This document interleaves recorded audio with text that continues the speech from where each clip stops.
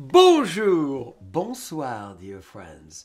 I'm delighted to be surrounded with a summity, an illustrious and very famous man. He's very gifted, very talented, he's very precise. He was charmed by the beautiful eyes of Donna Eber, who is one of our most stellar, phenomenal ambassadors. He accepted to come on our show. He knows how to hit the ball more magically than any one of us. Won the Masters, can you imagine? PGA Tour champion, professional in golfing, and many other things. And of all things, gave birth to children that are as well big athletes. So we're going to have an amazing time. Dear friends, please welcome Craig Stadler. Woo! Bonjour, Craig. Thank you. Bonjour. Well, what a pleasure to have you. Good to be here. Well, you know, I'm frankly extremely honored. So here we are. We're going to have a toast. Absolutely. We have many personalities on our show. You're the first golfer. There you go. So, what do you think makes a golfer a talented golfer? What made you so talented at hitting that little ball? Just work, basically. Yeah, I started playing golf when I was like 4. Really? So pretty early my dad got me involved, and I just loved it. I played baseball and kind of when I was 10, 11, and 12, and I really enjoyed that. I played shortstop and I pitched. And when I moved up to Pony League, they stuck me out in right field and just stood out there for 2 hours, picked my nose basically, and I just said, heck with this. So, but I played golf the whole time, and you know, I never really set a lot of goals. Yeah. In my life, but I played high school golf, college golf, just kind of worked my way up the rungs of the ladder, so to speak, I guess. And mini tour, and then made it on tour, and fortunately, I stayed there for 40 some odd years. That's insane. That's phenomenal. And what at 4 years old, I'm a father of twin ladies of 10, and they enjoy golf reasonably, but how do you convey passion at that young age? How did it come for you? Because I'm trying to get them excited about it, yeah, but it's not easy. You know, everybody's different. I just enjoyed it. I started playing junior golf when I was 7. Yes. But I grew up in San Diego, so you know you have perfect weather year round. Sure. And my oldest son Kevin, who's on the PGA Tour, he started hitting golf balls at like 2. And Do they make golf? Little we played the U.S. clubs Open. of that size? Yeah, just little cut down ones. But we played the U.S. Open at Pebble Beach in '82. So he was 29 months old, I guess. Wow. 2.5, not quite 2.5. And we took him out to Carmel Valley Golf Club and had lunch with some friends of ours. And I took him down, put him on the range, and he sat there hitting balls for 2.5 hours. Really? At 2 years old. Perseverance. Huh? And once I went down and got him picked up, he screamed bloody murder, wanted to keep going. So he got it earlier than I did. But you know, it's just it's a wonderful game. It's a hard game. Totally individual, obviously. But you know, it's funny because you get all these. Every major sport has a Hall of Fame, and yes. And to explain, I guess, the involvement of the Golf Hall of Fame. If you have a career where you win 23 times and you have 1,200 losses, you're in the Hall of Fame. So it's not quite like 20 game winners in baseball. Yeah, but it doesn't happen all that often. But it's amazing. So what is so fascinating with golf is your mind plays in many ways, right, as well as your swing and as well as your movement. So explain us how you become, even so young as you were, such a mind-focused person, to be able to win psychologically, spiritually, mentally the game. I wasn't very good at the mental part. I'll admit that. That's honest. I had a voracious hell of a temper, and I finally kind of got that under control in like the early '80s. But you know, you look at all the guys on tour. Everybody's got a different swing. Everybody's got different personality. So it's really different for everybody. I was kind of the weird ones. I never got nervous on Sundays or anything. It just, you know, when you're they're kind of around the lead or sniffing around it on the weekend, it was a good spot to be. I like being there. And there's quite a few guys that, they play great on Thursday, Friday, and can't play worth a darn on the weekend. Mm-hmm. You don't know why, but as I said, everybody's different. But, the good part is it's obviously an individual sport. Yes. You're your own boss, so to speak. And, nobody to blame anything for, so... That's right, but yourself. You just you work hard at it and practice a lot and a lot and a lot and try to figure out some consistency and which shots if you hit better, if you play better hitting a draw, play better hitting a fade. Yeah. I never could learn how to hit the ball right to left. I hit it left to right my whole life. And why not? Very easy for me. I could hit it right to left, but I couldn't tell if it's going to bend 10 yards or 40 yards. So you do right to left, huh? I do left to right. Left to right. Yeah. Are you lefty? Nope. So you go this way, boom, and then the ball comes that way. Just starts here and goes here. Yep. But it just seemed to be a lot forgiving because when you're hitting a hook shot, you're hitting it with overspin. It hits and releases more. And when you're hitting a cut shot, you're trapping it, so you're getting up a little more underspin. So the misses don't go as far offline. I didn't think. Huh? How did you know that you had such a talent to become professional, and then to say to yourself, that's going to be my life, my professional life? I mean, it's a big decision, right? No, as I said, I started playing junior golf. I was successful there, successful in high school. In college, I played 4 years at Southern Cal. Won the U.S. Amateur when I was just after my sophomore year. Wow. And so it just kind of, the next step was there. Once I finished college, I played the mini tours for a year and a half, then went to tour school and made it through there. And then 3 years after I went through tour school, I won. And then won for the next 4, 5, 6 years. And it just kind of, it wasn't planned. I said it wasn't a goal, but I just kept moving up where what was available and made it through. Where do you think the skill of hitting the ball to the mental play, and how much is the mental over the skills even? Because a lot of the players I've had the pleasure to meet, many of your friends, I'm sure say, Jean-Charles, it's all up there. And a lot of it's a very mental game, a very mentally draining game, actually, especially someplace like Augusta or Bethpage Black, some of these hard golf courses that the greens are impossible, and you're mentally drained at the end of the day because you're out there 5 hours and you practice for an hour before, and you're walking 10 miles every day, and we're strolling, but but still, But the mental part is obviously huge, and it's hard to overcome sometimes. But you just try to find a happy medium and go with it, and not get too excited about stuff, not get too pissed about stuff when it doesn't go right, and which was my issue a little bit. But it's a wonderful game, though. It really is. Now, what advice do you have for everybody with us today in terms of knowing when it's the right time to go fully for it? Because you became pro very early on. Yes, you had a talent, but you took a big risk, and what advice do you have for a lot of the people who may have the same dream as you but are very hesitant?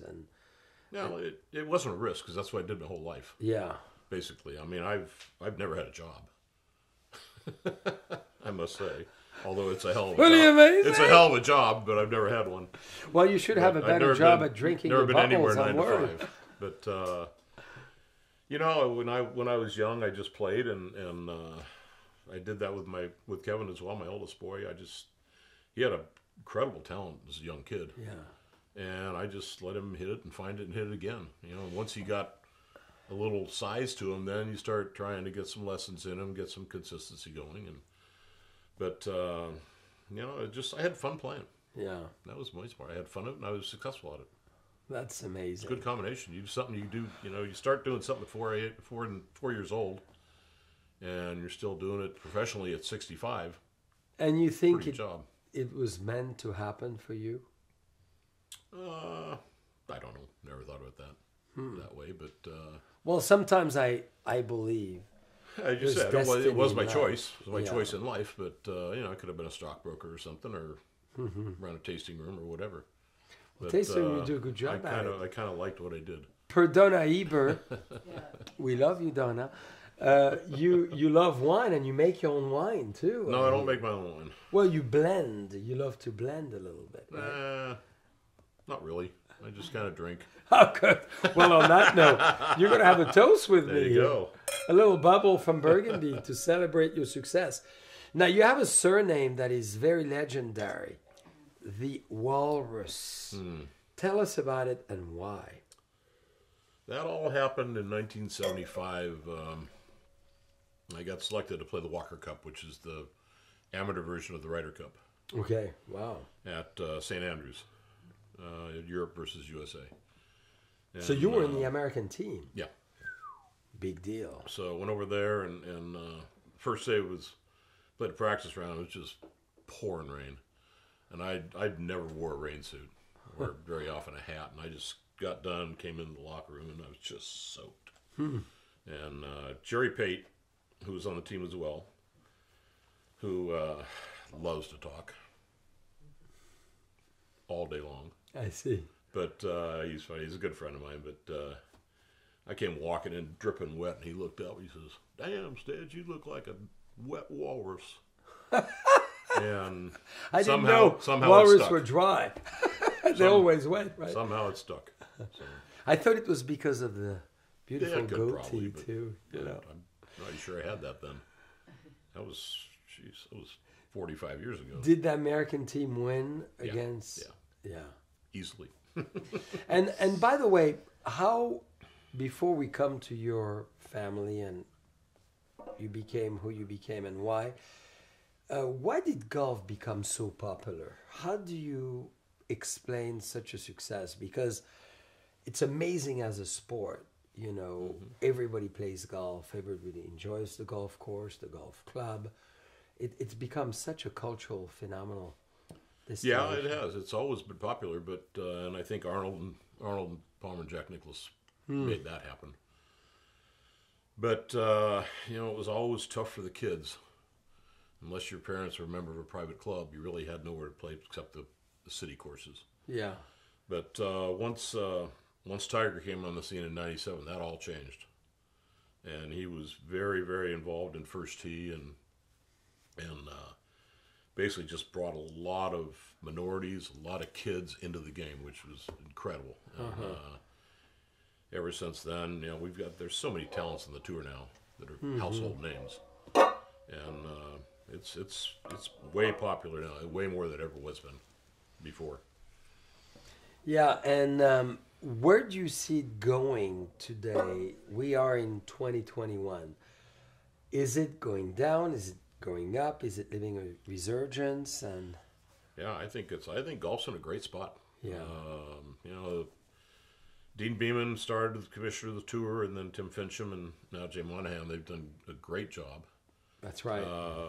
And it boggles the mind really, because these guys are playing for, $6 to $8 to $10 million every week. That's amazing. And they keep rehiring all the sponsors, which is so if you've got an $8 million purse, you've got probably 20 million into the event. That's right. Or 16 anyway. And how they keep these sponsors all this money coming in that's is amazing. a lot of dollars. So they've done a great job. The whole tour family is wonderful. And tell us about how the PGA. You won it. You won the Masters, right? Mm-hmm. And major PGA as well. No, I did not win that. I just won. Masters is the only major I won. Okay. And tell us about that. I mean, that's a major deal. As I'm going to serve you a little glass of red. Because you're drinking way too much. Not enough. That's why he doesn't want to shake with a golf club. Huh? Don't you drink on the golf course once in a while? No. Really? I never did. Because every time I've been on the golf course, you know what my role is always? All my friends assign me to drive the car and to bring the drinks. So I'm the bartender and the driver. Yep. That works. Which is a good work. Yeah. I drank on the golf course when I just play friendly golf. Yeah. Have beers or something, but I never did on tour. I was hungover a couple days I played. Hate to admit that, but I was. Not very often. But So the trend, where do you see the future of golfing in terms of maybe more technically now, the game you were playing, you know, as you became this amazing champion, to the players today, to the evolution of golfing in terms of strategy and all of that? yeah, as I said, I think it's on a wonderful path. I think it's going to continue to grow. The players are getting better and better and better. I mean, you go back into the 70s, you had 156 people in the field every week, Yeah. players, and you had maybe 8 or 10 guys that would win in the tournament. In the mid-'80s, you had probably 30 guys that win. Now you got 156 in the field, and 140 of them could probably win the tournament. Wow. I mean, the depth and the talent is just amazing now on tour, and none of them are like me anymore. They're all in great shape. Well, you're in great shape. They get like 5% body fat. They hit it 1.5 miles, That's and they're good. amazing.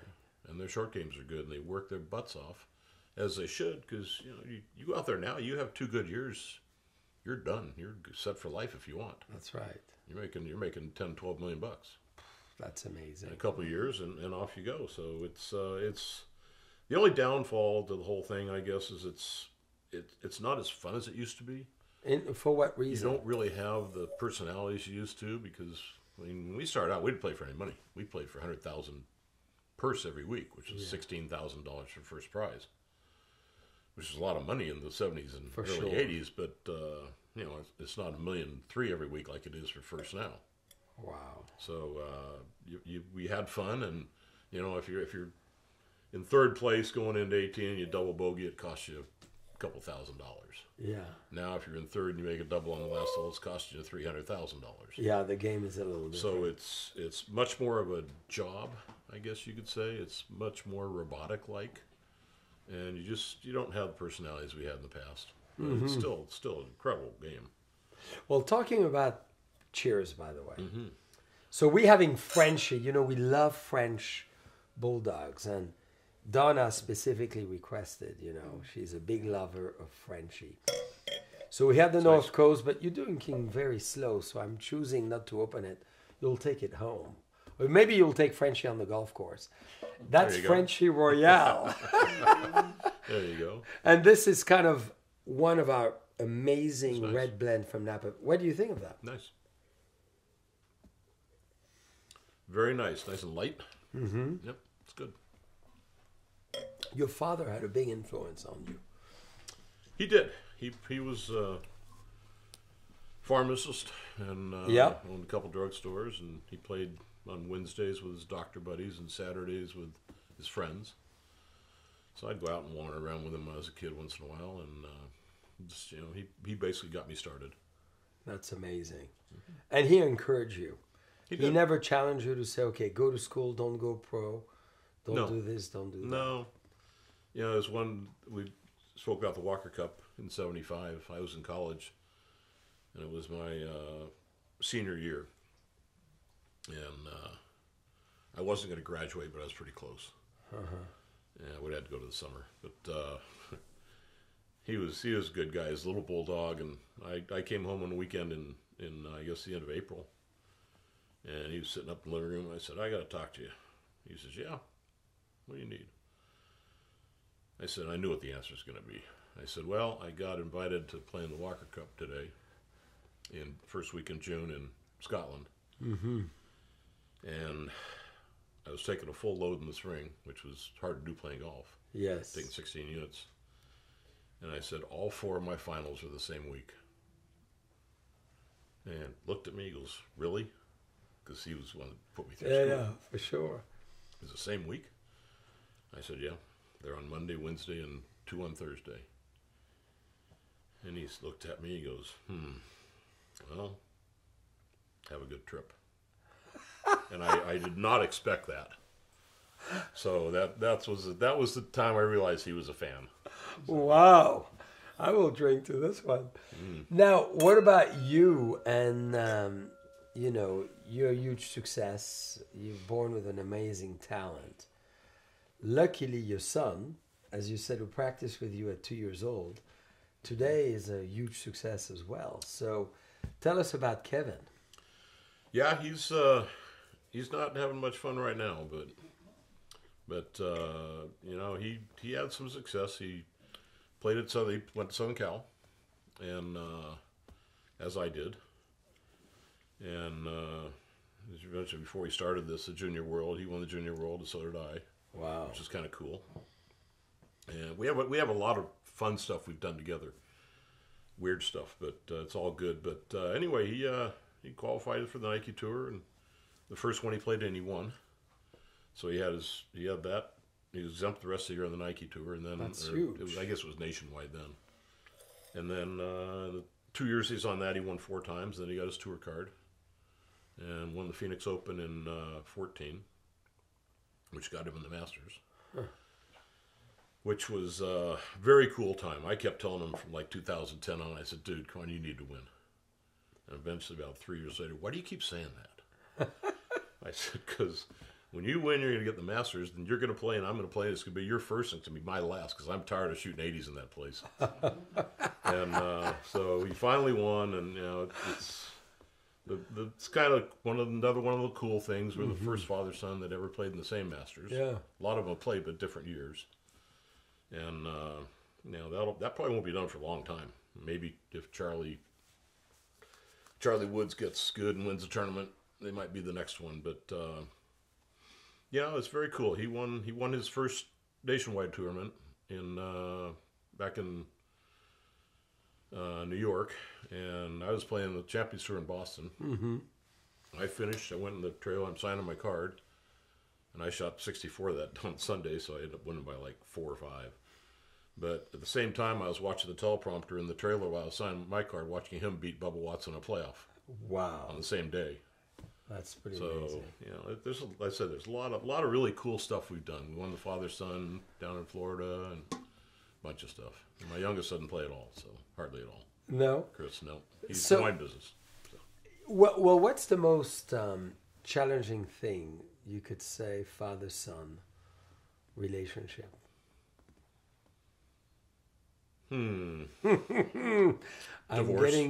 Divorce. Sure. For sure. But there was not a whole lot challenging. I just let them both do what they wanted to do when they were young. And you know, my youngest kind of gets mad at me once in a while. Why didn't you make me play golf when I was young? I said, you hated it.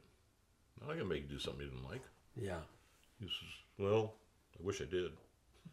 Well, a lot of us say that with a lot of choice. What we do as children. Yeah.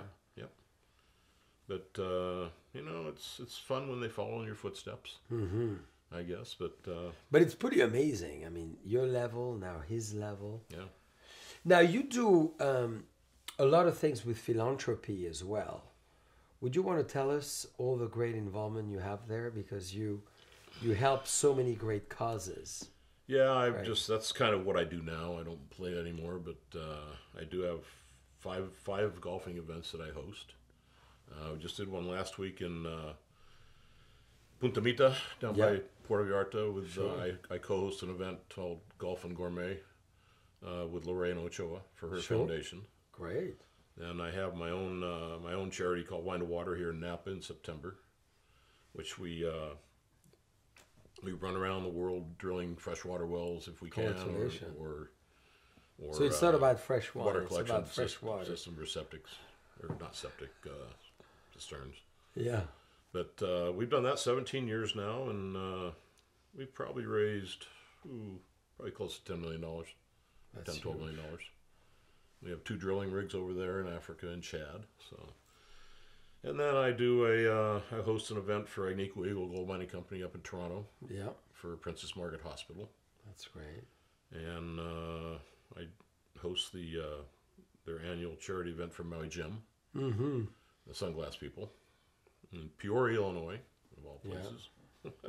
Yeah, but that's great. So you're really involved in a lot of different and then aspects. I do another one in New York for NetApp, the storage company.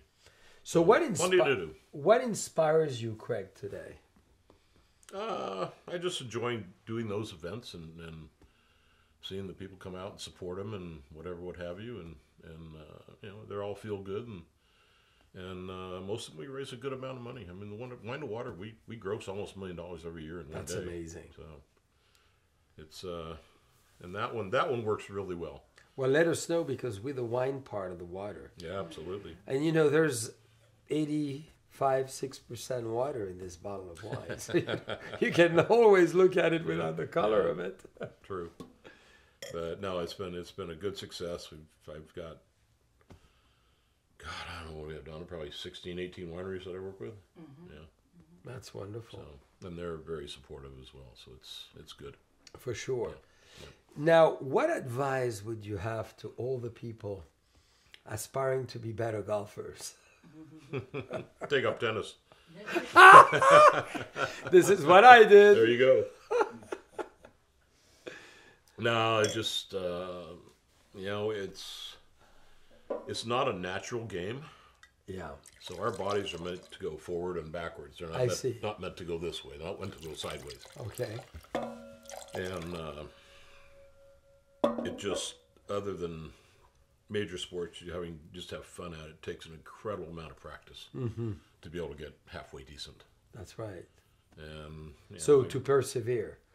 That's your big advice. Take some lessons from your local club pro or whatever. Yeah. I mean, you know, they need to make a little bit of cash, and they'll help you out as well.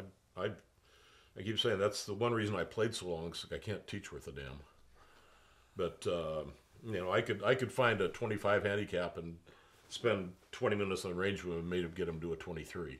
Really? But I would have no clue how to get a guy that's a 6 to a 2. I see. So that was never part of my game plan, is teaching. But there's a lot of good teachers out there too.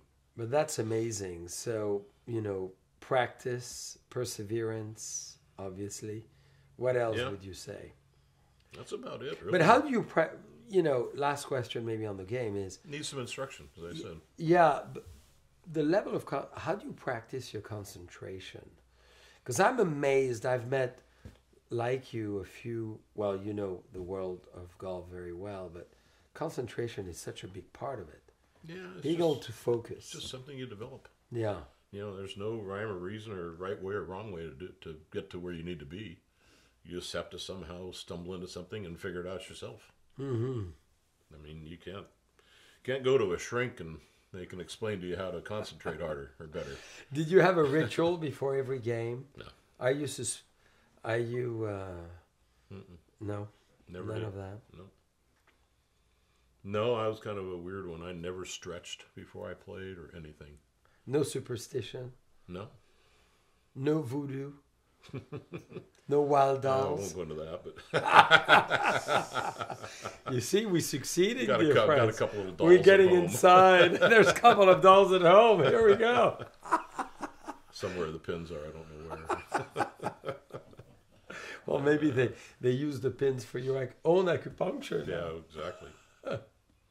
Exactly. So, you know, comes the time of the big statement, Craig, that we'd love for you to give the world your view of the world, your advice to all of us in general. If you could look at the camera after this phenomenal, you know, can you believe we spent over 40 minutes together already? It's good. And great time, great advice. I mean, dear friends, wasn't it great from a top-notch professional of golf, having an amazing discussion of golfing on life, being influenced by his dad, encouraging his son, who is a big, big deal in the same world. I mean, that's very exciting to see. Yeah, it's been a nice ride. And the big takeaway is, as you said, you've never had a job in your life. It was meant to be. No, I have not. But I don't Done know. pretty well without a job. Might find one somewhere one of these days. Who knows? So give us the big recommendation you have to all of us. We are on the 13th of December. It's almost a change of year. What big advice would you have? It could be golf. It could be sex-related. It could be love-related. It could be, you know, saying to Donna you've been in love with her forever and you never wanted to say it to her. It could be anything you want. Now that you just met Melissa Lynch, you could say, you know, Melissa, I love you. Are you available for a date? She may be. Yeah, I don't know. It's we all know it's a pretty screwed up world right now, but hopefully that'll get better. And I'm mending. I lost my wife in June, and that's been not easy at all. That. So that's kind of my goal now, is to just try to figure that out in the next 10 years. But that's great. Anyway, I just we need to work on this country. This country is not in good shape right now. How you do that, I don't know, but we shall see. It's not with the president we certainly have right now, I don't think. But not to be political. Not to be political. He's not getting much done, but hopefully that'll change. But what is amazing is you're vulnerable and honest enough to say, you know, we always try to figure it out. And you're exactly right. I think none of us have it fully planned or fully organized. And I think it's fun to use the holidays as well to think and strategize about what's our next game. Yeah, a lot of us will never figure it out. For sure. Well, you certainly have, Craig. Enjoyed it. Thank you. Thank you immensely. Good time. Dear friends, to golf and the Always future of your body language. You don't go always forward. You could go sideways, and it works pretty well. Cheers. Mm-hmm.